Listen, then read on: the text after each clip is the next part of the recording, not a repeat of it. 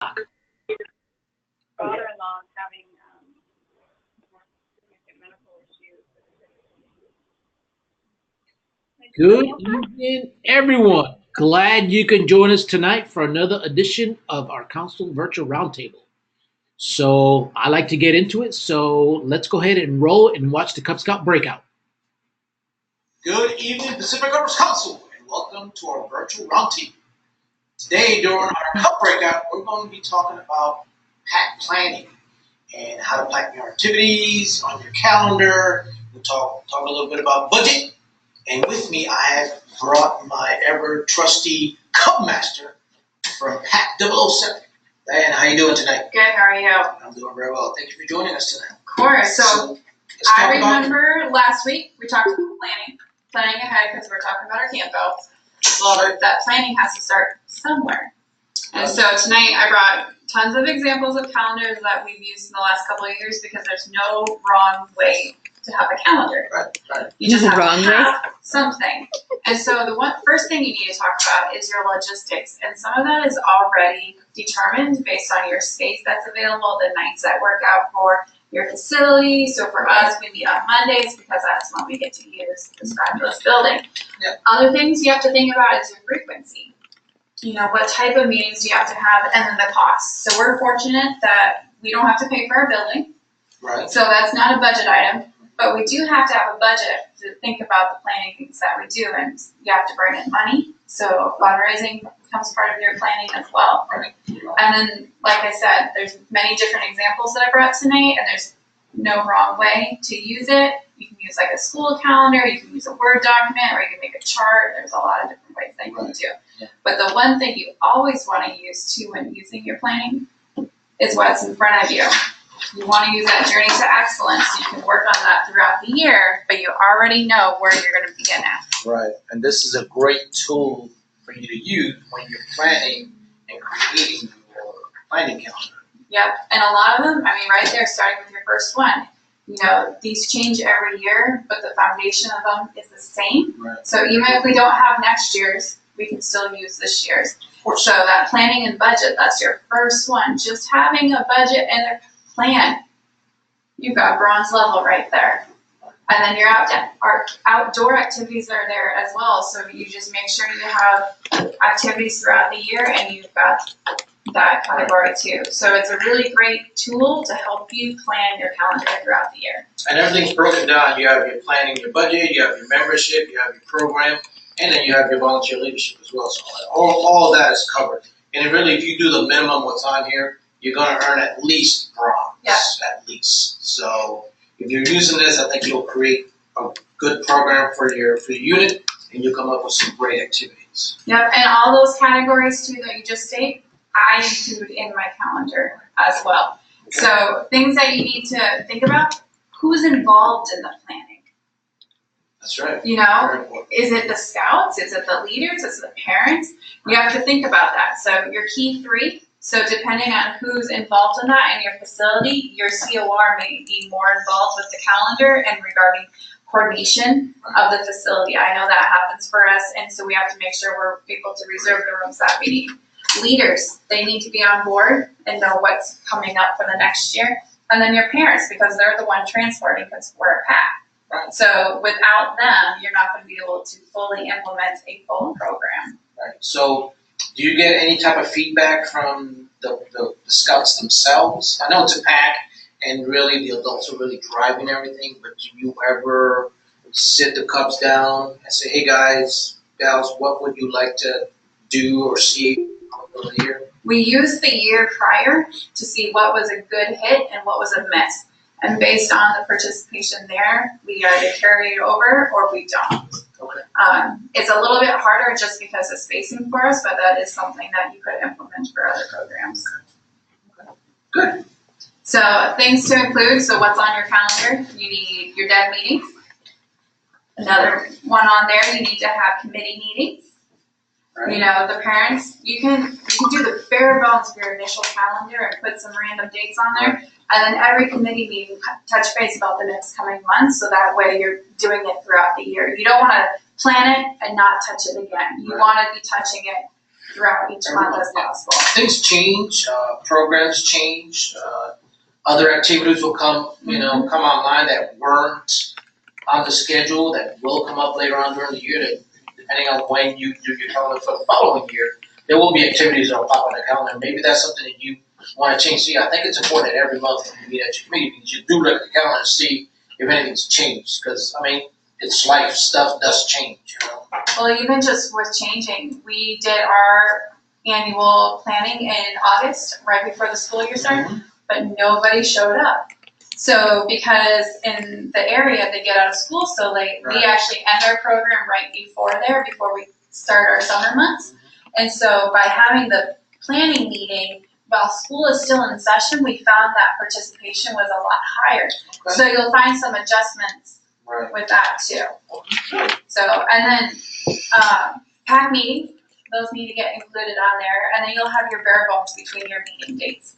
And then you gotta think about your outings. Right. So are you going on campouts? And I believe this was a category in here too. You have your campouts, any particular field trips, PAC hikes, you could do those, and then community service projects, which I believe is another line item in there too. It's on here as well. So, and you can incorporate those things together. So on a hike, you can do your community service project of cleaning up as you go. Because we want to really instill those leave no trace principles in them too. Yeah. And then so you have your meetings. You've got your DEN meeting, your committee meeting, your PAC meetings. Key 3, they may want to go ahead and get their meetings coordinated too as possible. But then you have the fun parts. You have your different activities, recruitment opportunities. I know you and I have been doing a lot of those lately too, so you'll want to work with your area, see what kind of opportunities are there. It's back to school. Are you doing a join night? Is there a council join night? Thinking about that. But then you have like the derbies.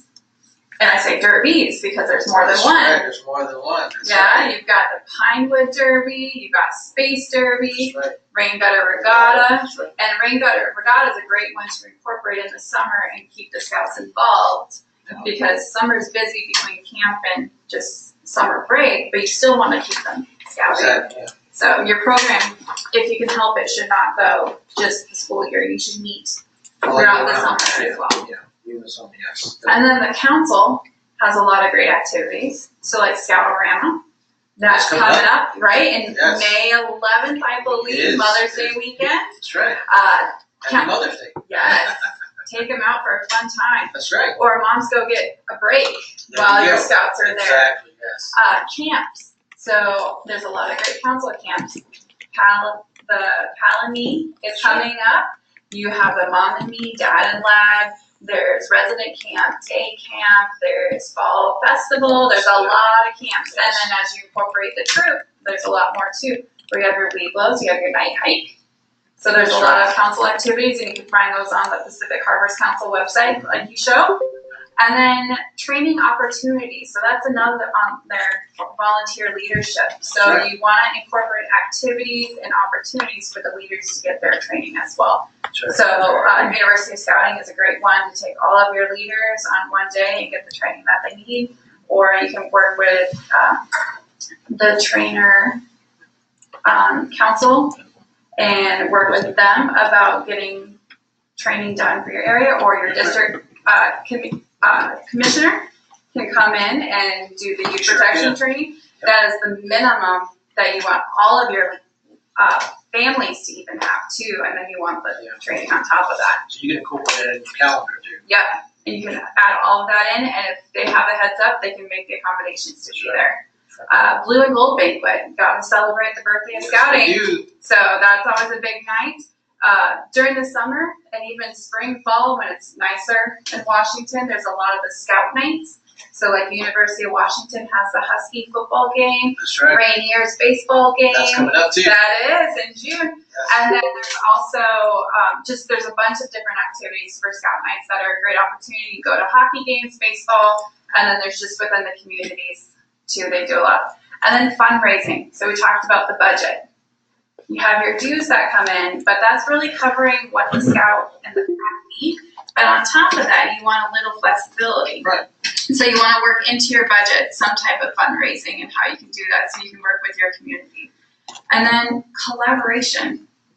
Most units are associated with a charter organization that has more than one unit. Right. So how can you do opportunities to lead to that? So a pack hike, a camp out, community service project, what troop or crew or other packs can you bring into that to get to know more scouts? So those are some activities to do. And I think that's key. You talk about other packs as well. Nothing says that packs can't get together and do a nice big event. I know that we try to do the troop. The crew always try to come out with the pack.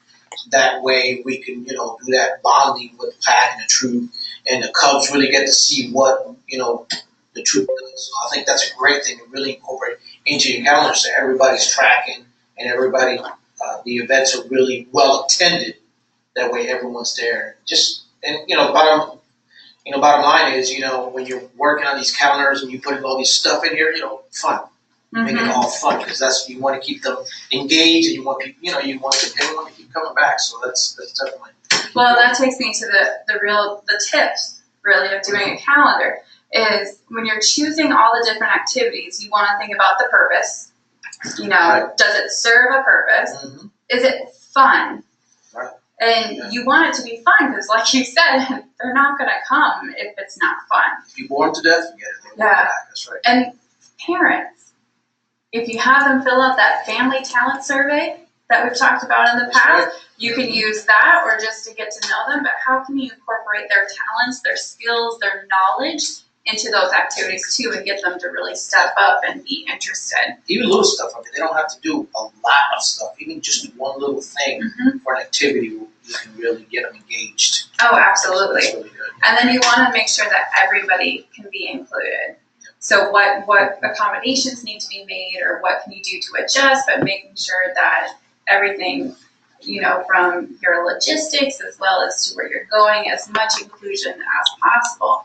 But that also expands past the scout and how can the family be involved? Right. So you have those tag-along scouts, the ones that are not old enough to be a cub, or you have those older scouts, so the troop or the crew. How do you get everybody to be able to be at the same location together? Yeah. So those are things you want to think about. And then in doing so, always referencing that guide to safe scouting, That's right. especially with doing your program. Is the location you're choosing, the activity, does it fall within here? So that's something else to think. Definitely. And then once you've gotten through your pack calendar, you have to think about your den. So that's another aspect of planning. And this will bring, your leaders can do these individual or they can do this together. But I really think you need to establish that pack calendar first. So that way you can look at what's on there and then incorporate that into your pack. And so things you always need to consider is that 2 deep leadership.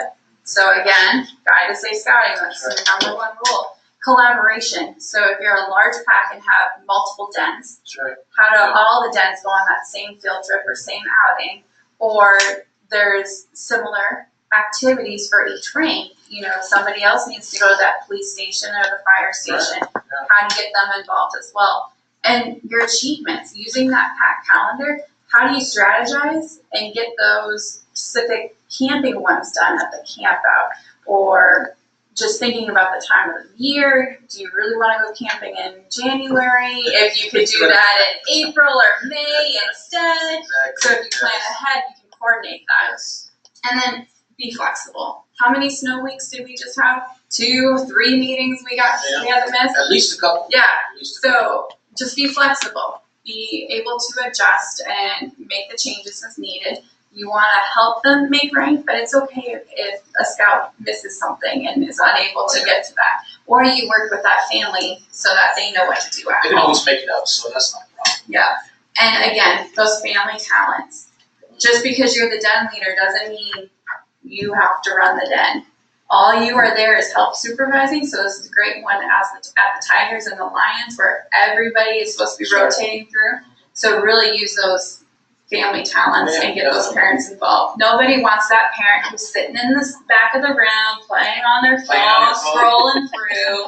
You want to keep them involved because that's what the scout sees as well. And then electives, one way to get around that too, have the scout choose what they're interested in. What do you want to do as a den Right. in the next month. As the week blows an arrow light, how can that scout then lead that activity as well and work on that edge method? Right. And when you get that on the calendar, that's a good thing. Yeah. Because then everyone is tracking, the parents are tracking, and everyone knows what's going on. Yeah, and then it allows them to plan too. Right. So I wanted to show a couple examples. Yeah, so why don't we start from this end and show us Yes. what you have over there. So this is an example of like a school calendar. Right. So you can use that and have all the meetings on the side and just the same format. I've had families think that's very helpful because then it's mimicking the school calendar. It Everything's just follows right that. there, and it's, Yeah. it's helpful, more helpful. And then this is a troop calendar actually. And so we have all the meetings listed on there, the camp out. But we also, because this is focused on the month, I really had the senior patrol leader in mind with this so they would be able to plan accordingly. But it has the following month meetings and activities on the bottom so that way they are able to plan. This one is a den calendar. And so it's broken up by the meeting, the achievement that they're going to be working on, and then it also has the location. So if there's a field trip involved, or if it's a pack hike, where we're going, where's the camp out. So it has all of the information.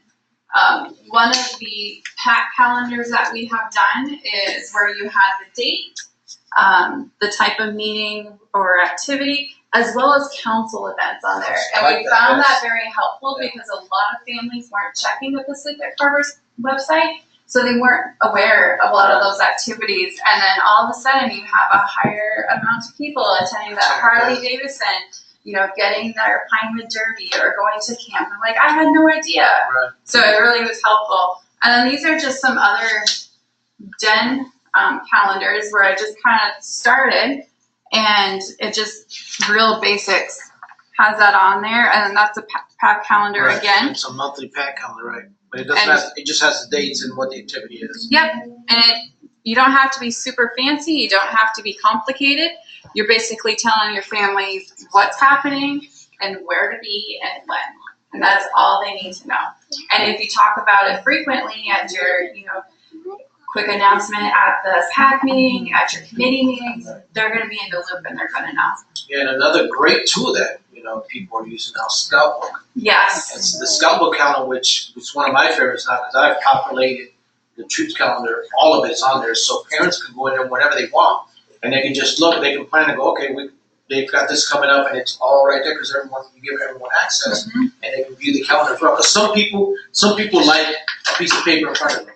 And then others, they like to just have a computer where they can just open up the website and there it is, or smartphones. Yeah. You know, it's just because people are on the go and it just makes it easier for everyone. So that's just another way that people can use. And you can use several, as you guys do.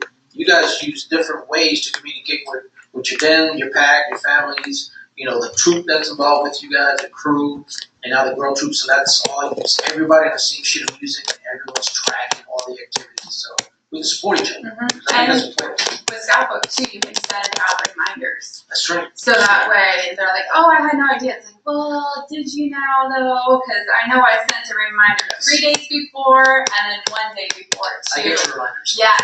I do. And then you can also send out messages according to specific, you can Sure set can. in requirements saying, oh, this is meeting something from the JTE. You can say that it's a service project, it's achievement related, so you can really get a lot out of Scoutbook and the calendar function too. And talking about Scoutbook, next month we will specifically be talking about Scoutbook. We'll go in there and talk a little bit about some of the stuff you can do with Scoutbook. It's a great tool, and I encourage all the units to start using it because I think it's going to be a great thing. And it's they're already free. improving it. Yes, of course. Can't beat that. You can't beat free. And they're improving it as you go along. I've noticed that, so it's getting really good. Mm-hmm.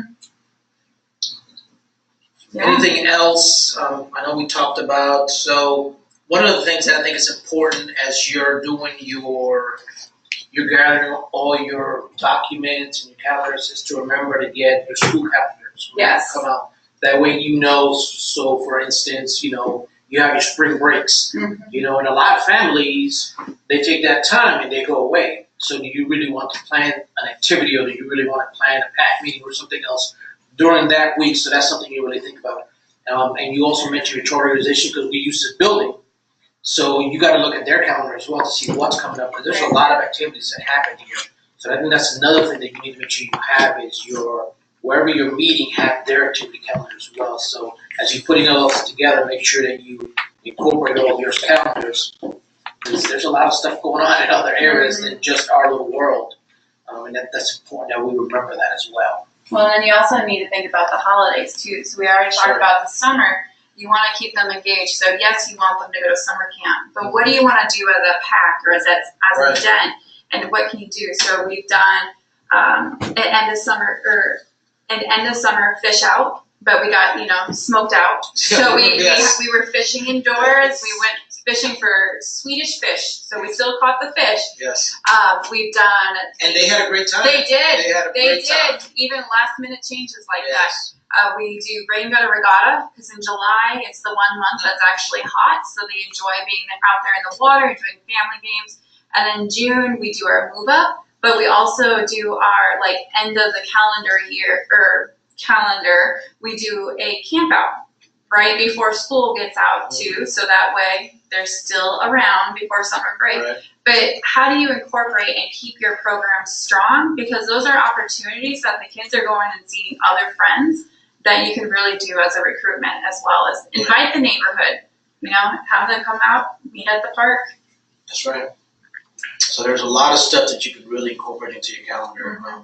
And if leaders get together, they can come up with a really good program. And like you said before, I mean, even if you follow the bare bones of the GTE here, Journey to Excellence, even if you're doing the minimum, you're still going to get bronze. So if you can imagine, you put all the stuff on the calendar and you do all these events, you're going to score gold easy. Oh, yeah. And you're going to have an outstanding program, not just for your Cubs, but also your family and all the siblings that come along as well. So that's a great thing to do and a great tool to use when you're sitting down and you come up with a calendar. Yeah, that's just one of the resources. We also talked about the guide to safe scouting. We tried looking earlier, but there's the budget available on scouting.org that can be used. When you're planning your den or even your pack, you can use the leader books, or you can just even use your scouts book and plan your achievements and what you're going to do individually that way too. And there's, the leader how-to book. There's the ceremonies book if you're a Cub master to plan. Think about the Scout Oath and Scout Law. Each month, there's a lot of resources that you can really utilize and keep the same thing if it works. Rotate things around, rotate your themes, but you don't have to change it completely. No, all you do is really improve on it. Whatever you've done the previous year, you're really improving it because you can tell what's really what the scouts have really enjoyed and what they haven't really. Well, it was okay, so maybe we want to do something different the following year. So that's a good thing to do that, because you don't want to keep doing the same thing over and over and over again, knowing that the scout, the Cubs didn't really enjoy all that much. So this is a great opportunity for you to plug something else that's a little different, maybe more exciting. Yep, or rotate through the derbies. Pinewood Derby one year, maybe coming back with the Space Derby next year if you're not implementing both of them. Right. So you can do a lot like that where it's just a simple change, but they're still getting the same type of activity. Exactly. Yes. So these are some great tools, and we talked about the budget. And the Excel spreadsheet from scouting.org, if you download it, it's really broken down for you. I mean, it's by scout, by events, how much per scout, if you bring in dues, if you do fundraisers, how much you bring. I mean, it's popcorn's in there. Popcorn. I mean, everything is absolutely in there. All you really have to do is just kind of plug in your numbers. Yep. And it kind of calculates, hey, you're going to need this much money per scout. So you'll know between your dues and your popcorn and your other fundraisers, you will really know how much you're going to need to run your program for the year. It's super user friendly. You don't have to have an accountant or somebody who's a math whiz. Just anybody can do that as your treasurer, and you want to make sure that person's involved with the planning for sure. So that way they can let you know, hey, if this is our calendar, we need more money, or we're good, or we've got more than enough. So if we want to incorporate another activity, we can. So you want to make sure they're aware of the budget and the calendar that goes with it. Right. Okay. Well, awesome. Thank you very much, Diana. You gave us a lot of good stuff here, a lot of great examples here. You really tell that you are definitely a planner. I Just am, other yes. things that I'm looking at, you are definitely a planner. So, you're in the right position as a Cup Master.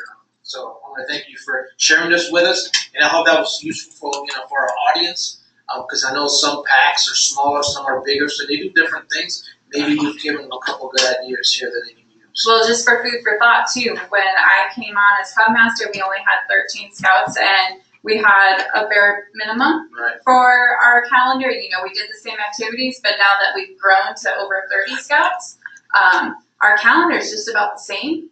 But how we have those functions, going back to those logistics, that's where we really had to make some changes. So it doesn't matter if you're big or small, 100 people, you may have to make sure you have a big enough facility.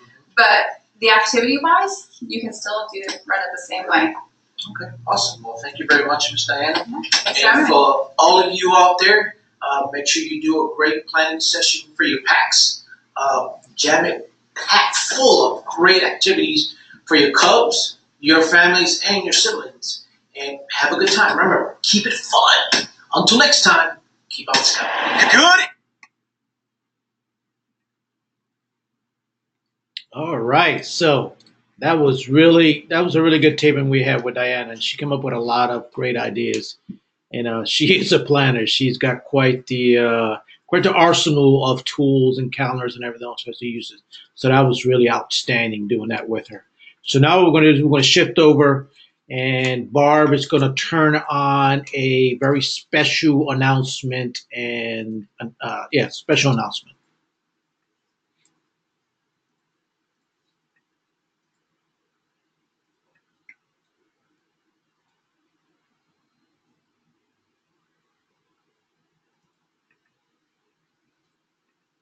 Pacific Arts Council, I'm so excited tonight.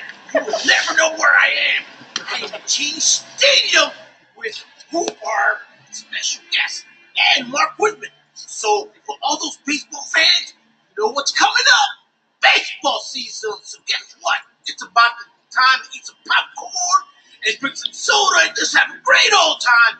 Come on, check out Rhubarb. So Mark, what you got for us? There's something coming up real soon, isn't there? Absolutely. We got Scout Night with the Tacoma Rainiers on Saturday, June 29th.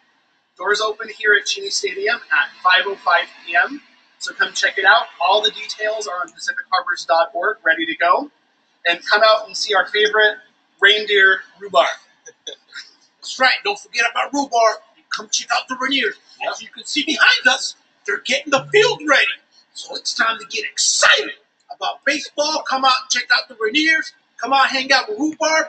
And don't forget about, being in uniform and coming out here and having a good time, okay? So don't forget, put it on your calendars. Tell mom and dad, say, hey, mom and dad, we got to go, okay? So don't forget about it. We look forward to seeing you. Until then, keep on scouting. Good evening.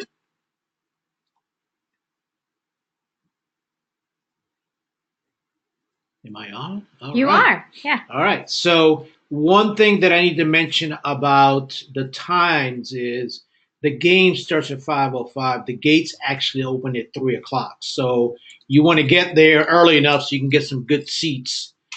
So I had a good time doing that video with Rhubarb, as you can tell, and Mark Woodman out there.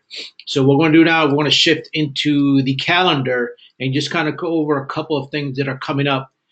Specifically, this next Saturday is a big Saturday. We have two big events next Saturday. We have the Eagle recognition and the Eagle dinner lunch. Hang on, the screen hasn't shifted yet. 1 second. We're still shifting, no problem. But the 23rd, if you look on the Pacific Harbors Council website and look at the calendar, you will see all the information there. So the 23rd is the two big events. We have the Eagle Scout Luncheon, and then we also have the Council Awards Banquet, where we're recognizing a whole bunch of scouters that have done a lot of stuff for this council. So make sure you sign up for that and come on out and let's have a good time. And let's celebrate all those successes of all those scouters that have done a lot of great things. What else do we have going on for the month there, Ms. Barb? Where's the calendar? I don't know, but you might want to mention that we're highlighting all of the Silver Beavers leading up to the banquet on Facebook. That's right. So if you've noticed on Facebook, there have been specific post about each individual Silver Beaver recipient. So look for those, and you'll see who's actually gotten the Silver Beaver Awards for last year. So another thing that's coming up that I do know is still open is on the 16th and 17th is the Cub Scout Shooting Day, which is in Yelm. That's right. And the link for that is also available online. That's right. And that's Saturday and Sunday. That's 2 days. That is Saturday. So your and Sunday. Cubs can go out and earn the BB gun and the archery, the patch, and the little pin. So there's still spots available. There's tons of spots. So if you have Cubs that want to go earn that, that's a great opportunity this coming weekend to go out there and actually earn all those awards. So that's a great thing. And the registration's still open for that. The registration's still open. So if you have some Cubs that still haven't registered, just remind your families to make sure that they register and bring them out there. So as we're looking at the calendar, Lee, what's going on April 6th? Like, I don't know. You're pressing buttons over there. I know. I can't tell clicked what it ahead. is. So April 6th is Spring Roundup. April 6th and 7th. So April 7th. So Yes. it's 9 a.m. to 10:30 a.m. on Sunday. So come on out. Again, have your Cubs sign up for that. It's another great event that's coming up on it's April 6th. And then the next weekend, April 13th. Oh, what do we have going on April 13th? That's the Commissioner Conference. So we have that's right, the Commissioner Conference. So if you have commissioners that are, you have registered commissioners that are involved, make sure to register to come out to that too. And if you have other leaders that are interested in becoming commissioner or just want to know what is it that commissioners do, that's a great time to come out and really learn about what, commissioners do. And it's open to everybody, so make sure that they register and come on out and have a great time. And registration's open. Registration's open. And then you want to talk about the first weekend in May? So the first weekend in May, it looks like we have Mom and Me. And Family Dad Camp. and Me. And we also have Dad and Me that weekend as well. So again, we have a lot of Cub Scout events coming up. So make sure that your Cubs really sign up for all that stuff so they can go out and have a great old time. Also, for the Scouts BSA, we have the Alaska Airlines Aviation Day. That's another great event. So if your Scouts haven't gone to that, I encourage you to go do that. They work on the Aviation Merit Badge, and they learn all kind of cool stuff. So sign them up and make sure they go to that. They'll have a great time doing that. Yeah. We, the Perez's, went to that last year. It was a lot of fun. It was a whole lot of fun. That's the calendar in a nutshell, Mr. Perez. All right. Anything else? So we will do that. And now what we'll do is, Hello. NYLT. Yes. Barb. Yes. Barb. Can you hear me, Barb? Yes. So there's something missing off that calendar, I believe. Is there anything happening on May 11th? We didn't go into May, John. That would be next month's roundtable, sir. But please tell us what's Yes. May 11th. Well, it's funny you should ask, but Rhubarb the reindeer will be coming to Scoutorama on May 11th over at the PLU Olson Auditorium. So everybody should make sure and sign up for the Scoutorama and buy your tickets now and make sure you don't miss out. There'll be over 60 different activity booths going on there, including a visit by the Bernstein Bears. So it's going to be pretty awesome. Sounds good. Thanks, John. All right. Did anybody mention the new district naming convention or naming poll yet? We actually have not yet, John. Okay, so since you're all watching this on your computers or your phones, jump over to Facebook. And if you're living in the Tacoma, Puyallup, Federal Way area, you want to type in PHC Tacoma. If you're living south or east of, or no, southwest of the Nisqually River, like Olympia, Coastal Waters, and that neck of the woods, type in PHC Tumwater on your search, and you'll see a little group that you can look at and join. And there's a contest to name the district. So right now they're called PHC Tacoma and PHC Tumwater, but that's about to change as soon as we finish conducting the contest. So there you have it. Awesome. Thank you, John. Thanks, John. I can't wait to find out exactly what our new district is going to be called. They got some interesting names out there. So don't forget, Scottorama's coming up, All right. big event, and then the naming conventions for the both districts. So that should be exciting stuff coming up. In other news, we did have someone note that it is in fact OA election season. So Scouts, troops, venturing crews, and Sea Scout ships, contact your local OA for unit elections. That's happening now, so don't forget about that. That's right. That's an important thing. That's awesome. Yes. So let's go ahead and shift over, Ms. Barb, and go ahead and roll. We're going to roll into the Scouts BSA breakout session, and it's on merit badges. Let's go. So don't forget about it. We look forward to seeing you. Until then, keep on scouting. Good evening, Pacific Harbors Council, and welcome to another edition of our virtual roundtable. Today, I have the distinct pleasure of visiting Mighty Troop 436 out of Lakewood. And tonight, we're going to chat about merit badges. Who do I have with me tonight? Matt Red Orchid from Troop 436, Scoutmaster. Jeremy Rooney, Troop 436, Assistant Scoutmaster. And I'm Tom Curry, Troop 436. I'm a troop committeeman. Well, gentlemen, thank you very much for allowing me to come out here, and let's talk a little bit about merit badges. So, Red, you're the Scoutmaster, right? How do you guys handle your merit badges as far as your youth are concerned? Well, we try to plan it into our program. Especially, we try to focus mostly on the Eagle type requirements that are more difficult to get, or the long-term ones such as personal fitness, personal management, that take a few months. Right. And then we encourage them to go to Merit Badge College when they have them. Like was it Quorum has a swimming merit badge. We give them the opportunity, let them know about it, and then of course summer camp we encourage the boys to take as many merit badges as they're interested in.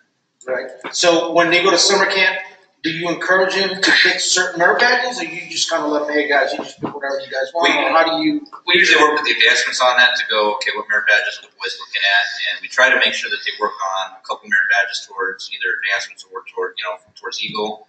But we also want them to take the fun ones because a lot of times they can't get those outside of summer camp. Right. Like metalworking or rifle shooting or some of these ones that are hard to do at the troop. So for one of our summer camp experiences Is this speaker hooked up? that has a very stable merit badge program, we're actually a syllabus of what we suggest scouts take. First year scouts will take trail to first class, and then since it's summertime and it's a nice place, if they're a swimmer, then we do swimming merit badge. And then they have the opportunity to take one or two that is more at the level of a first class scout, some handicraft or one of the more fundamental merit badges. Right. For our second year campers, there's the opportunity for, we usually tend to hit the Eagle merit badges a little bit harder that are good to get at camp. So environmental science, sustainability, emergency prep, first aid. This particular camp has a very nice package of being able to do that. Then third year campers, usually shooting sports, cope, climbing, things that are more appropriate for older scouts.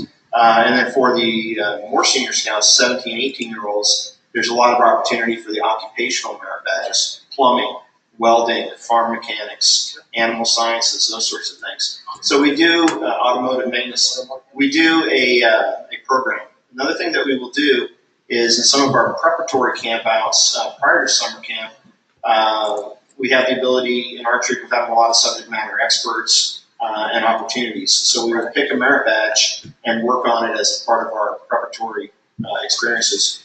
We've toured a chemical plant and earned the chemistry merit badge. We've toured a railroad yard and earned the railroading merit badge. We're planning on touring a power plant and working on the electricity merit badge. So you can use your subject matter experts in your troop and in your extended troop family to find something that they love to teach. And there's so many merit badges that almost always you can find somebody that loves to teach something or is an expert in it. Mr. Rooney is an expert in transportation and truck transportation and those sorts of things. So that's a great merit badge for him. Red is an expert in radio. So radio is a great merit badge for him to teach. That's right. And you did robotics as well. Don't you do robotics? Because I know some of the boys that I know have earned the robotics merit badge with you as well. Yeah, so I do more of the technology ones, like digital technology, like programming, the robotics, that kind of stuff. So they're pretty popular in Merit Badge College. I tend to teach 2 or 3 of those every time. Yeah. So what about your youth scouts that are just coming in? They're young, that don't really have experience. Do you usually? How do you encourage them? How do you, with their merit badges? How do you push that with them? Do you just let them take whatever they want, or do you encourage them to work on try the first class and then work on those easy ones, or do you just say, hey guys, just take whatever you want? How do you guys? Because I know some troops kind of limit how many merit badges a youth has open. Do you guys have that type of limit, or do you guys kind of just let it be? We try to. Our advancement chair has done a really good job recently of getting a handle on that. We had a few boys that had 8, 10 merit badges open. We have the advantage in our troop. We've got a really strong committee, so they'll go back and talk to the kids if they've let up a merit badge. Hey, you've had this merit badge open for 9 months. What's going on? Do we need to help you with the merit badge counselor? We don't have one. We can find one.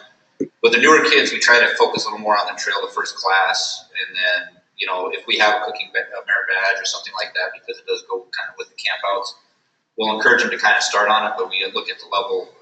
Brand new, they're looking focused more on getting that first class. Right.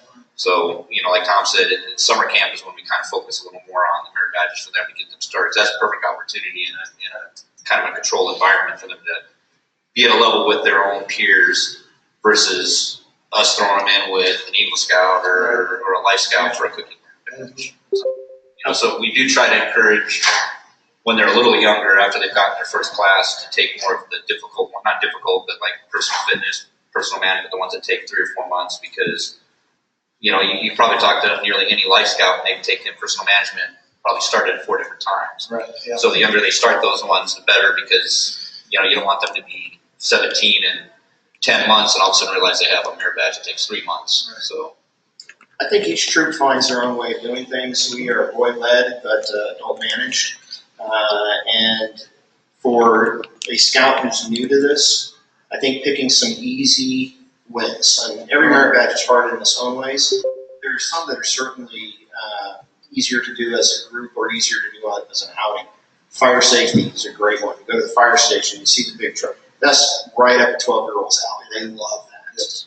Doing the American Labor Merit Badge is much more cerebral and much more suitable for an older scout that can do that. A merit badge, which for an 11-year-old might be really hard, citizenship in the world. For a high school sophomore who's done sociology, done world history, something like that, they can do that in a very short order. When it comes to limiting merit badges, different troops have different philosophies, and that's appropriate. If a scout's interested, I don't see any harm in saying, yeah, let's see if we can get this done. Right. And then circle back around. If it's laying low for a little bit, circle back around and remind them, hey, where are we at with that? Didn't you owe me a budget? And you can encourage that and get them done.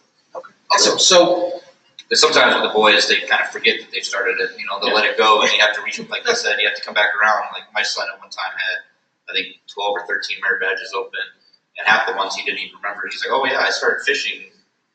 I caught the fish, and I never did the knot, and I forgot all about it." And so having the adults being able to, a good advancement chair, being able to look at it, and go, "Hey, you have this open," and encouraging them, coming back, say, "Hey, what are you doing with this?"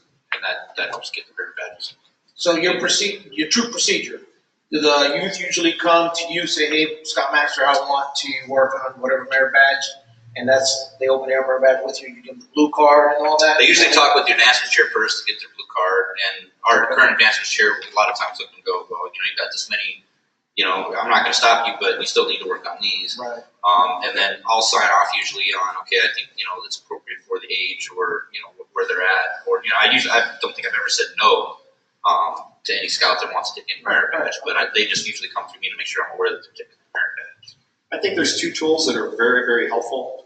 3 tools. So the blue card, very helpful. Mm-hmm. The workbook that you can print off from My Scouting or U.S. Scouting, or all you got to do is Google merit badge workbook for whatever merit badge you want, and then the scout can hang on to that. They can write stuff down. 3 months from now, when they find it, in the bottom of their backpack or wherever. Oh, I already did most of these requirements. That's a total refresher. Scout book looks awesome when it comes to that. If your advanced people keep it up, because literally the day you do a requirement, they can check that off, and it's electronic, and it'll send some messages to the counselor or whatnot.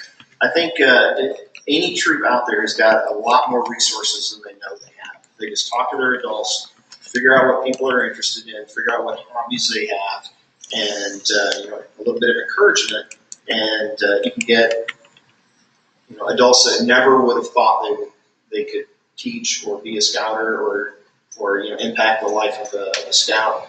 And they can come and talk about their passion, whatever, beekeeping, bugling, stuff that I have no interest in, but that's what they love. And they can give that to those youth. And we try to do like a talent worksheet when they come in. So we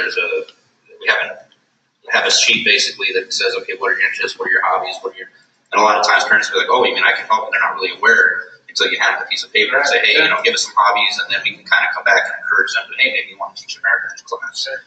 So it's kind of a good idea to maybe put that talent worksheet, like when you do the new scout orientation, hand that out to all the parents, and they fill this out for us, and do you mind if we, discuss with you about teaching this class or anything like that? So that's a lot of, you'll find a lot more talent than you realize you have just by doing something like that. Like you guys said, there's a lot of resources within your own troop. Absolutely. So, Jeremy, what do you counsel?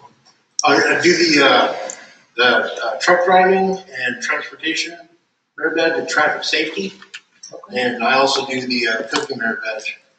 I figured, I love to cook and know enough to be able to instruct the youth on how to do certain things within their kitchen at home and also on the trail. And by trade, I'm a truck driver, so I know a lot of traffic safety rules and rules of the road and everything else, and I transport things. So. Yeah, and you're doing some of those that you typically don't hear about, so that's a good thing that you guys can offer that to your troops in your.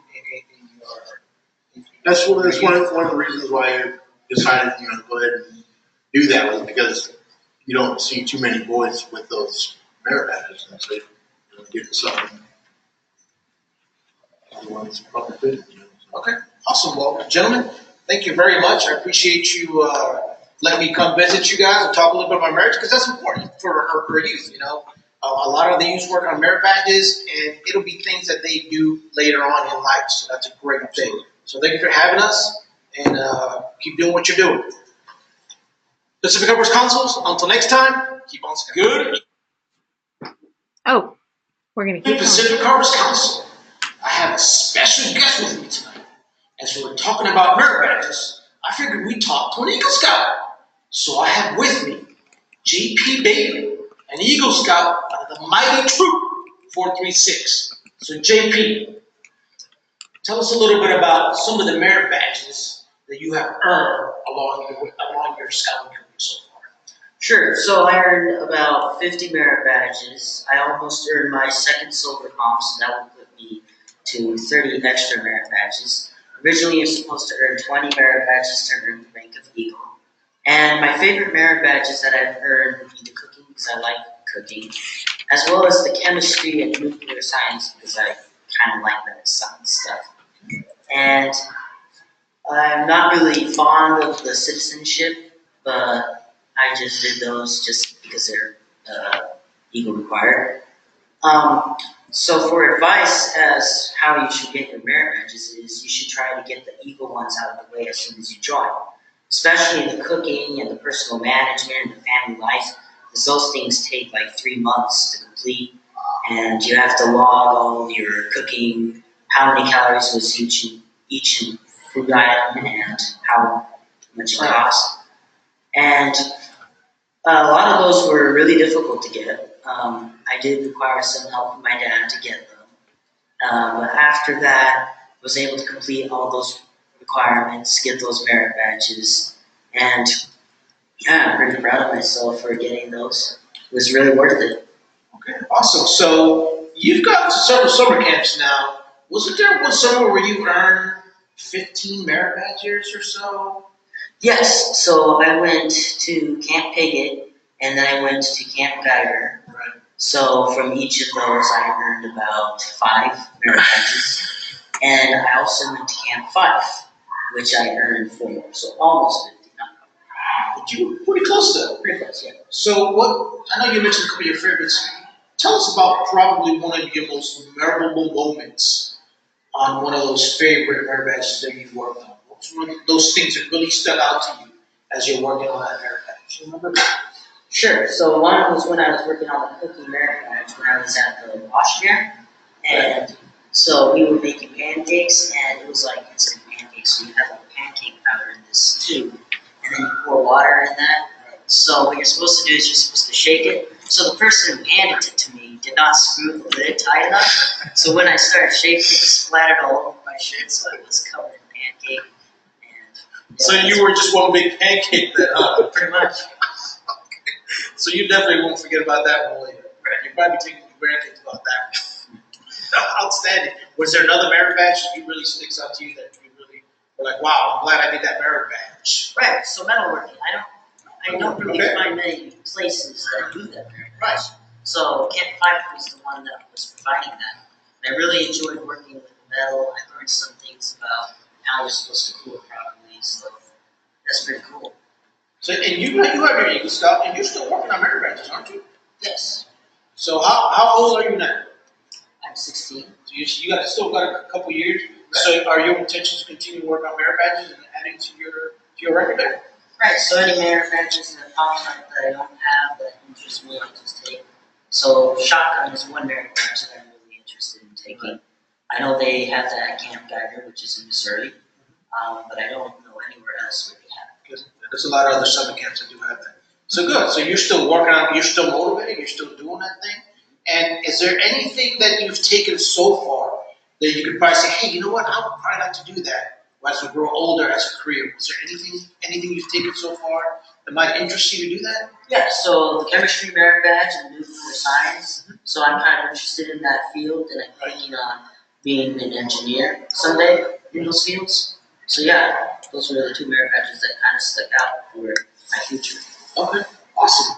Well, JP, thank you for thank you for allowing me to come out and have a chat with you. I think it's very awesome. Congratulations on your Eagle, and keep doing what you're doing. You're doing great things. All right. Until next time, keep on. What we're going to do now is I'm going to show you where you can get the merit badge form for the council. So the first thing, of course, you want to do is open your browser and go into the Pacific Harbors Council website. Once you're there, look for the resource tab, which is on the left-hand side, the second row. Under there, there's a list. The very first thing you see there, it says forms and helpful links. You want to go into there. Once you go into there, it's going to bring you to another page. If you look down that list and you look for, it's about halfway down your list. It says 2018 Revised Merit Badge Counselor Application. You want to go ahead and click on that. Now, it should download the form. This is a 4-page form. The first 2 sheets are informational for the counselor. What I want to do is on the bottom of page 1, it tells you how this is processed and the type of documents that you need. The first thing you need to do is you have to have an adult application filled out. Make sure you have that all filled out. After that, make sure you have your YPT current and make sure you print out a copy of that. Once you do that, then you get into this form. So if you keep scrolling down, there's more information for the counselor. When you get to the 3rd page, that's when the actual form begins. So you want to fill this out. You got your name in there, your district, everything else. Everything is in there. Make sure you fill all that out. Make sure you read your qualifications there. That's very important. Then what you want to do is, where it says complete the following, you want to go down. So if you're a first-time merit badge counselor, right? You want to make sure that you either want to serve all the youth in the council or you want to serve just your unit, which is either way is fine. Just make sure you mark one of those out and fill in the troop information in there. Like I said, if this is your first time and you're just now registered to be a merit badge counselor, make sure that you have your BSA adult application filled out. Another thing you need this form is if you have to update your list. So if let's say you have you're a merit badge counselor for five or six merit badges, and you want to add another 2 or 3, then you have to fill out one of these other forms. So make sure you do that. If you no longer wish to be a merit badge counselor, you pick that last one, exit, make sure you get all that filled in, and make sure you turn it into your district. At your district level, that's where it will be signed, dated, and then it'll go up to the council to make sure it gets into your record. The last page is where all your merit badges are. That's where you get to pick which merit badges you want to help our youth with. One of the important things about the back form here is, if you keep scrolling down, there are a number of merit badges that require certain certifications. You have to provide a copy of whatever certification you have for that type of merit badge. So let's say, for instance, you're going to do the scuba diving merit badge. Make sure you have your certification for that. If you're going to do archery, make sure you have certification for that. So all those merit badges that are listed there, make sure you put your certification as part of your whole packet when you turn it in. Now, merit badge counselors are a district level position, and it's a non-paying position. So if you have parents that have special qualifications that they want to help youth in your unit or the council, have them fill this out. It costs nothing, and it goes to the district, and then they're merit badge counselors. Very simple process. Another thing you need to keep in mind is, once you turn this in, you turn all these forms in, you don't have to redo them again. The only time that you have to redo this form is if you have changes. So if you're adding merit badges, or you're taking away merit badges, or you no longer wish to be a merit badge counselor, then you have to refill this form out. The only other time that you have to refill all this is if you let your YPT lapse. So you want to make sure that you do not let your YPT lapse. You keep your YPT current, then all this every year, you're just going to roll over and you will be a merit badge counselor. It's that easy. And as always, if you have any questions, you're welcome to call your district executives. You're welcome to call one of the scout shops, and they will help you out and guide you in the right direction. So I hope this has been helpful for you. Thank you. All right, outstanding. So I hope that was all useful for you. And filling out the form is, like I said, relatively simple. So that's a great thing. And then as far as Troop 436, that's the way they do their merit badges. That's how they run their program. So every unit does it a little differently. So I like to showcase one unit a month and see how they do things, because that'll give ideas to other units. So I hope, the Cub breakout was useful for all the folks that were here. I hope this was useful as well. And take some of that information with you and share it with your units. Mr. Perez, you have another video. I do have another video.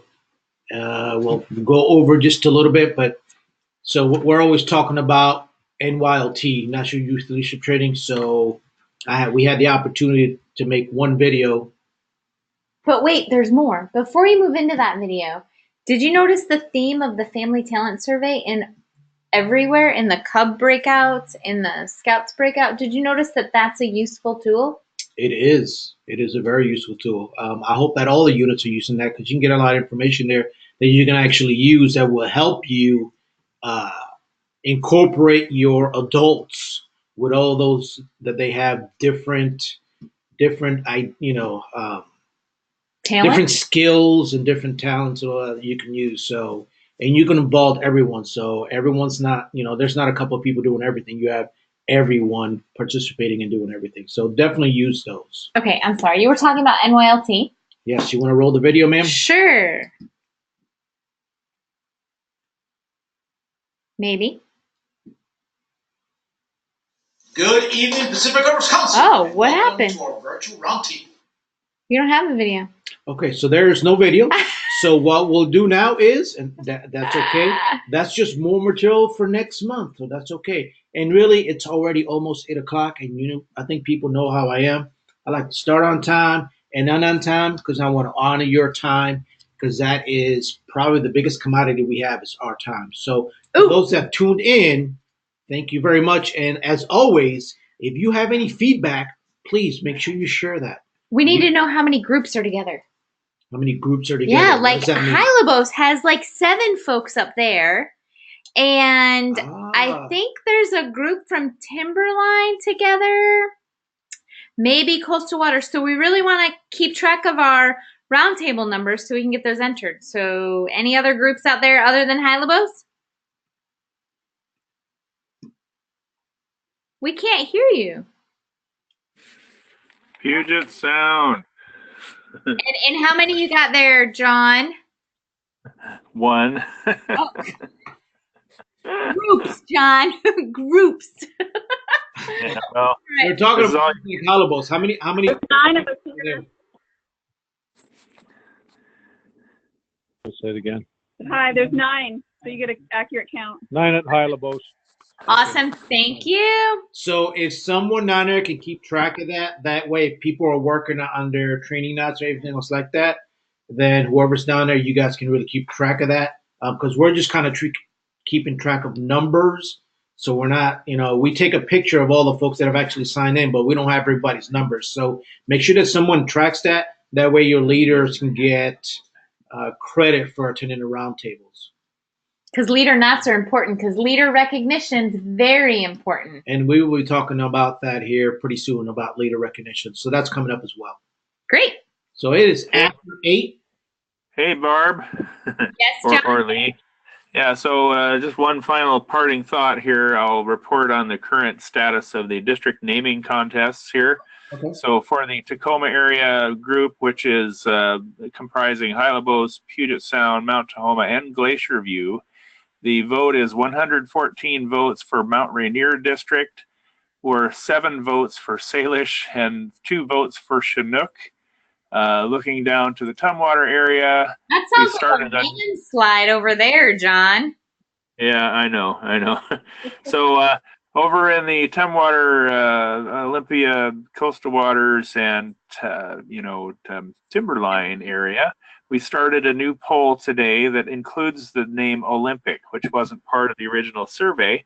So that suddenly has jumped ahead with 22 votes versus 3 for Cascade, 1 for Salmon Run, and 1 for Great Western. So it's looking like Olympic is the heavy favorite so far. But once again, the poll has only been running for about 2 hours, so we're waiting for a few more people to post their votes. John, when are you closing those polls?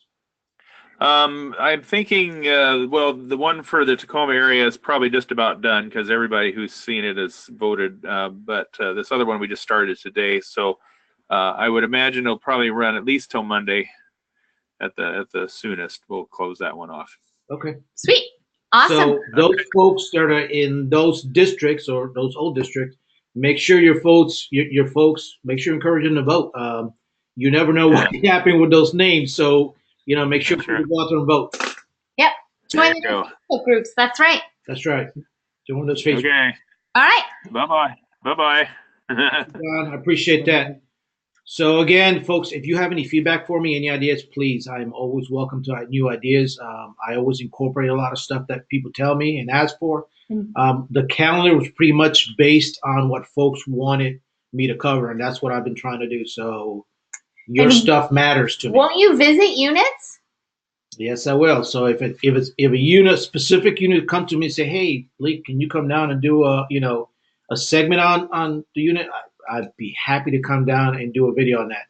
And that's really what I try to do. I try to highlight a couple of units, and we talk about whatever that topic is, just to show other units what everyone's doing, because everyone does something a little bit different. So sharing those ideas was always a great thing. So the units that you highlight, it's very interesting that those are the units that show up for that month's roundtable. So maybe we should do a random, maybe you'll be in this month's roundtable so everybody will attend. Oh, that's right. You never know. All right. So all right, we're going to head and let you go. And thank you for joining us. And until next time, folks, keep on scouting.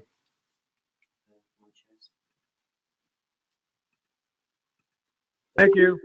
Everybody. Bye. Thank you.